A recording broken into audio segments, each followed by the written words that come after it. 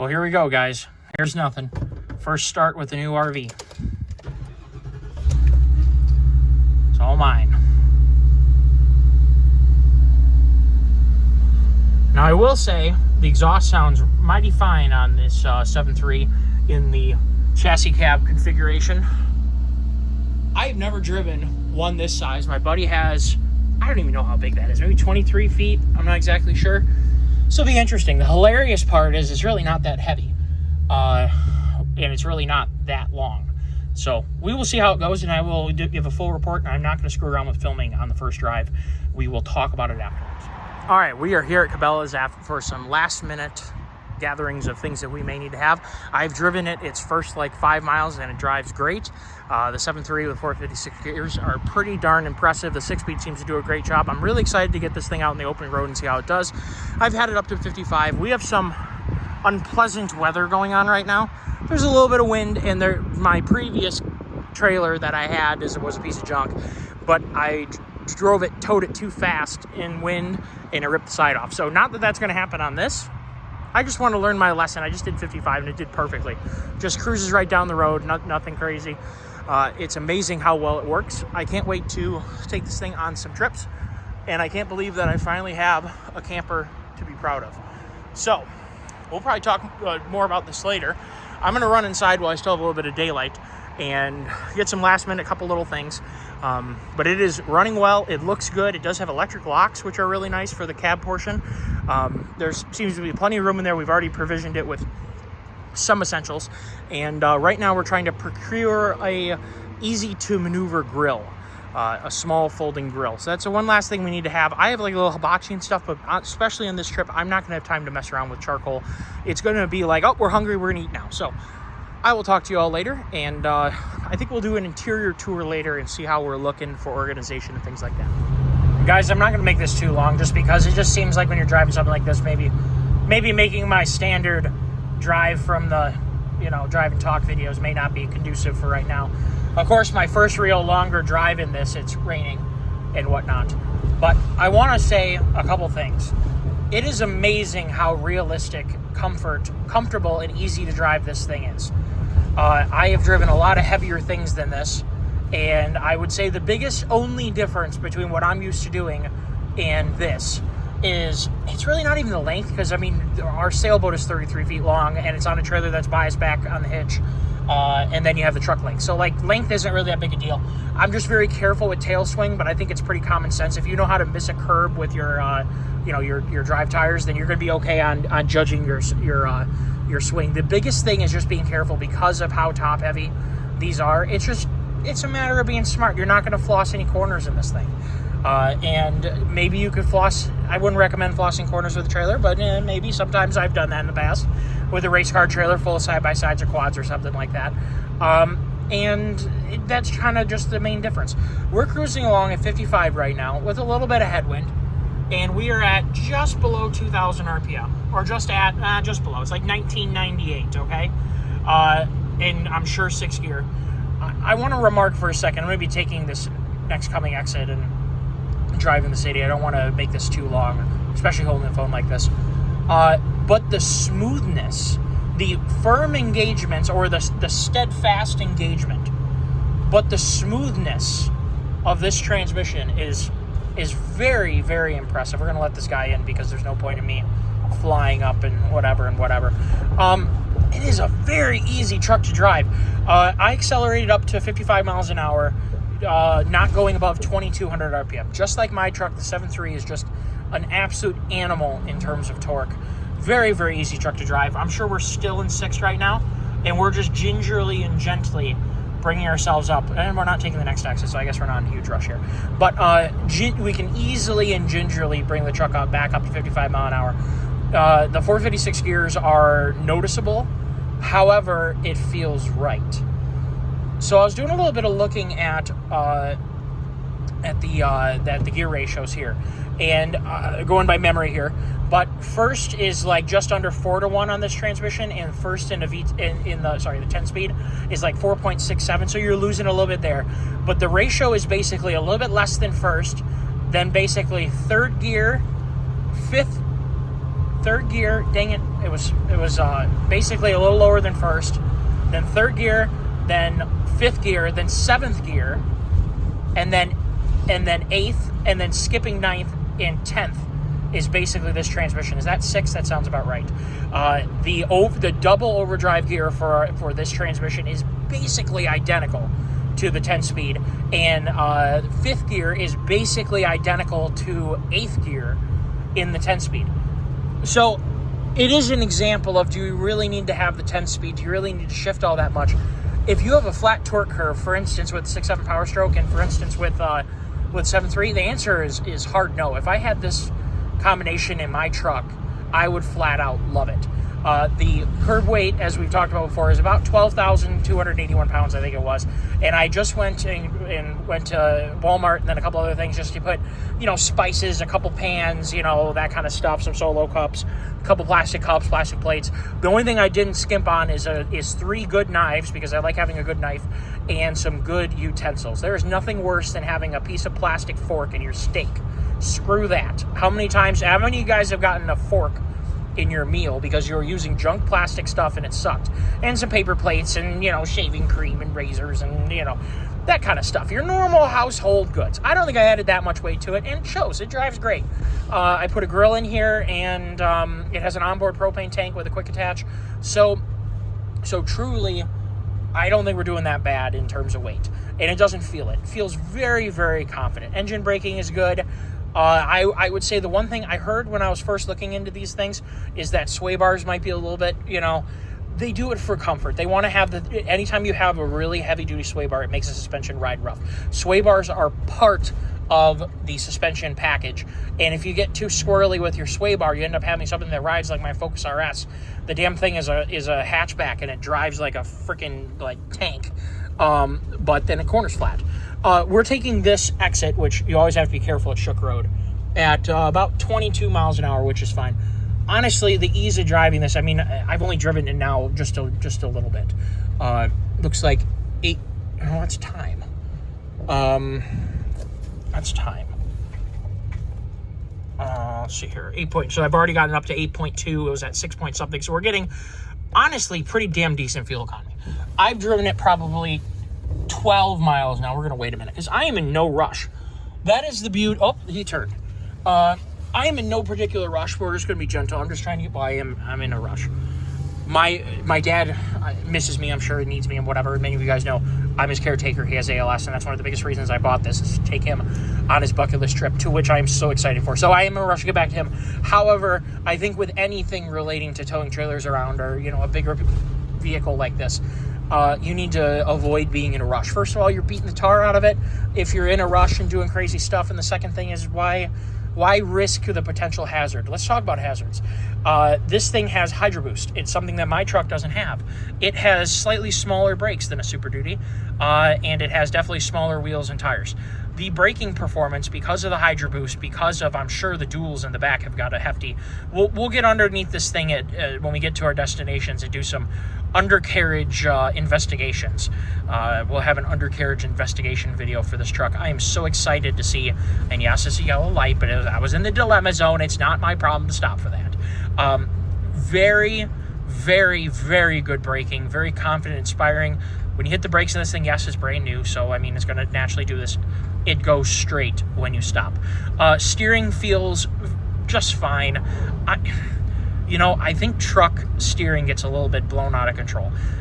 Absolutely, I'm having to make finite and measurable adjustments depending on, to hold the radius of this corner. You might be able to see, maybe I'll back up a little bit. I have to make slight adjustments to maintain an equal... I was kind of raised to have precision driving. I like maintaining my lane. I like turning smoothly, things like that. And I go out of my way to do that and look like I know what I'm doing and don't look like a drunken fool driving down the road, drunken sailor here. It is not hard to pilot. I would say it certainly isn't a sports car where when you turn the wheel, the thing is like absolutely glued. One thing I will say, my only concern with all of this is the factory tires are just enough. They're rated for like 2,370 pounds in a dual application, and they are tiny. It's not necessarily that tiny tires are bad, but the bigger tire you have, the more weight capacity you have. So someday we'll probably be upgrading tires. And I'm going to do something very differently because I'm a different kind of RV owner. If you guys are, so maybe I should backtrack a little bit. Some people here are going to be not my normal viewers. And to that, I welcome you all. Thank you for showing up and thank you for coming. I hope that I can make interesting content for you. A little background on myself. I have always been into using trucks, moving big boats around, moving race car trailers and equipment and cars on car haulers, things like that. I've always been into towing and things like that. A little bit later on, I ended up getting into hunting and also doing my own property work, which necessitated having a compact tractor and then a mini excavator, and stuff like that. We constructed a big pole barn to move our business to, and I did a ton of groundwork with that. Ran the mini a bunch, moved hundreds of thousands of pounds of rock between my driveway and the work at the farm for the barn. I tend to make videos operating equipment and driving trucks, moving equipment with trucks, chainsaws, land work, things like that. And a little bit of background, my truck kind of made the channel. I got a 2023 F350 7.3 gas, and I absolutely adore it. And I started making videos about it. I originally created the channel when I had a 2019 F250 6.7 Power Stroke, which I loved. That was a wonderful truck. I simply used it 5 years, went out of warranty, decided to trade in on something new. And at that point, I was moving the big stuff. And the big stuff being a fully loaded dump trailer, so 14K, and my 17,500 pound rated conventional 17-foot equipment trailer with a mini on it. So I started moving very heavy, non-bulky things, if you want.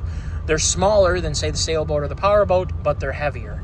Very dense pieces of equipment, or the trailer full of things like clay or rock or wood or whatever. So I realized very quickly that having a diesel in something that was stability limited was pretty stupid because it wasn't doing me any good, which is why I ended up test driving a 7.3 gas Super Duty and absolutely flipping adoring it. I'm sure this light's going to change. They always do.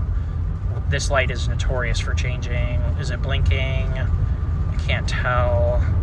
I don't want to speed, and I also don't want to go through it on yellow. Take YouTube video. Anyway, I adored my 6.7, but the problem was it was a very highly optioned truck. It was a Lariat Ultimate, and it had a sunroof, which I despise. The one thing about that truck I despise is the sunroof. I hate it. I had problems with it, and I don't ever want to have a hole in my roof again of my pickup truck. Chose to trade it in. When I did, I test drove a 7.3 as a joke, and I was like, wow, this thing works. So when I got the F350, I more than doubled my payload and added about 3,000 pounds towing capacity. Exactly 3,000 pounds of towing capacity, actually, for conventional trailers, which put me over top of... I didn't want to make videos of me using my 17,500 pound equipment trailer with a truck that everybody knew was rated for 15,000 pounds. So despite putting Timberns on it and things like that, Sorry, I had a tech issue there. I chose to trade it in, like I said, for many different reasons, including I used it hard. I was a little bit abusive with it, did a lot of off-roading and things like that. And things like that are hard on your body and hard on your driveline. And in the future, I knew I was going to probably have issues. It just kind of comes down to that. I used it like an immature young man with a nice truck. And I have strived with my 7.3 to be more of a mature young man and drive it on the road and work on finishing my off-road projects so I can beat the tar out of those off-road and tow them around with my 7.3. Anyway. I've been camper curious for a long time, and the reason simply is I love traveling. I hate hotel rooms, and I hate now that you can't get a hotel room almost ever in season anywhere for less than like $220 a night.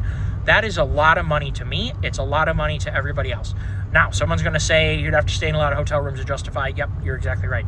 The thing is, the way I see with campers, and yes, they're built like crap, I know that. They're terrible investments. I'm investing in myself, and the reason is because it's highly likely that my dad's ALS is going to be genetic, and I don't want to. This thing's going to change, isn't it? Well, we got 7 seconds. We're good. See, we have the little countdowns there, so it actually tells you 3, 4, 2, 1, so we know when it's going to change. Really handy. It's highly likely that I could be predisposed to it. So, and if that's the case, I don't want to leave anything on the table here. So we're going to do a lot of traveling. I'm going to focus on my family and for sure focus on YouTube. I love making videos for you guys. It is something that I started doing timidly, but knew I wanted to, because I always had the kind of interest in having some creative freedom. And to be honest with you, I'm a terrible singer and I can't play guitar very well. I wish I could. I'm a trumpet player, or I was. I am no longer any good because I got braces, chose to quit playing trumpet, and then never got back into it. That's something I'd like to change. My dad and I have kind of, over this period of time, he's a French horn player, I'm a trumpet player, and something that helps calm him down when he's having trouble is we put on many different classical pieces that are relating to trumpets and French horns. So, love that. So I'm going to try and pick up my trumpet and also try and focus on, I may even take some guitar lessons. I've been playing electric guitar and acoustic guitar infrequently, like pick it up, jam for a little while. I suck. I can play Smoke on the Water and Iron Man and things like that. I'd really like to know some more theory on guitar and just be, when you're taking care of someone who is struggling for each day, it kind of reminds you how important each day is. 24 hours has a lot of value, and I would really hate to waste any of it. Anyway, we're off on the beaten path here. So, absolutely love my 7.3 Class C. I am getting very used to this, to the point where it's like, oh, I'm driving a truck, no big deal. And I kind of figured that was going to happen. I've driven so many miles with huge trailers in very sketchy, tight situations. I mean, I've had to do things like shimmy the truck the wrong way to make the trailer jump one way to make it miss giant, traffic cones that were put in the road. And I've done some stuff, okay? I've taken the dump trailer. We went to snowmobile camp, and we may or may not have accidentally taken a seasonal road, which we thought wasn't a seasonal road. Turns out it was a seasonal road, and buried the truck. Had to snowbog the truck out with the dump trailer with 3 snowmobiles and a track snowblower and a bunch of wood and all kinds of other fixins and coolers and whatever. It's part of why my cooler has got a permanent haze on it. Anyway, a dirty haze. But anyway, so I have some background with driving big stuff, and I'm very confident, very comfortable with it. I figured I was going to very quickly get comfortable with this. My biggest concern is I have a tendency, because I like performance driving, I need to be cautious about pushing my machine too hard and beating the tar out of it. So we don't want to have that happen. My dad just tried to call me. I'm going to go talk to him. And I hope you guys enjoyed the video. I love this thing. We're going to have lots more content on it and its performance. I think that it is a stellar piece of equipment, and I'm looking forward to enjoying it more. Let's check and see what fuel economy's done. 350 miles of range. We already got it up to 9.6. Now, granted, we were on the freeway some, and now we're in the city. Just know, you guys got to understand something. One of the things we're going to try and show in this channel is gearing your axles correctly is worth their weight in gold.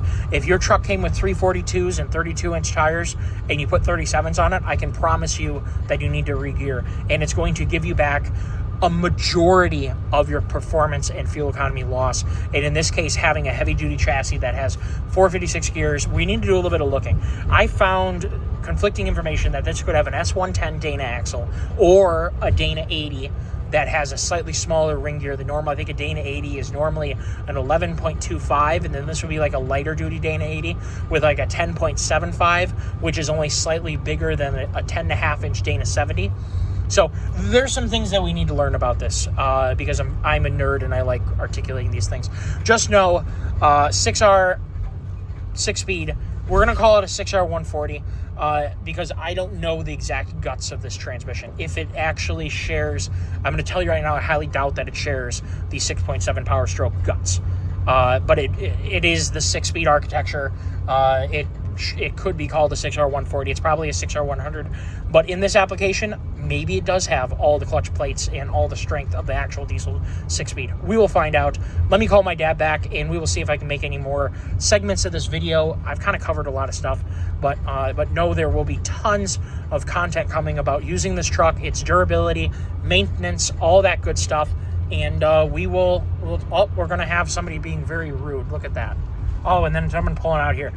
Guys, I'm going to get off the phone and pay attention to driving.